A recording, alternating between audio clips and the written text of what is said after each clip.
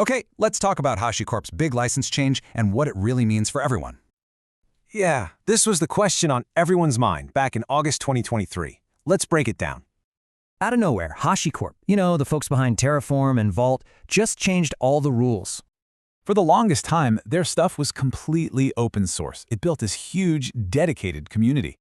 Then came their new license, the BSL. It looks open, but there's a huge catch. And here's the kicker. The new license says you can't use their code to compete with them.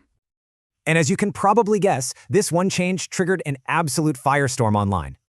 A lot of people felt totally betrayed. They called it a bait and switch on years of community work.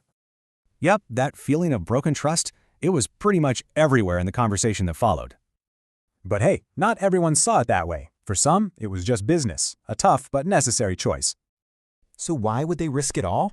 Well, the answer, as it often is in the numbers. Here's the thing. Even with all that revenue coming in, HashiCorp was losing money every single quarter. So HashiCorp's argument was basically about survival. They said it was a defensive move to stay afloat. But the community saw huge flaws. The biggest one? This new license was super vague about what competing means. The backlash was so fast that an open-source alternative called OpenTF popped up almost immediately. Some folks just shrugged and said, hey, this is the new normal. Open source is just changing. But others were like, no way. They saw it as companies just wanting the brand without the actual openness. And then, just when things seemed to be calming down, the story took one last huge turn. Because, not long after, IBM announced they were buying HashiCorp. Makes you think, right? So what's the big takeaway here?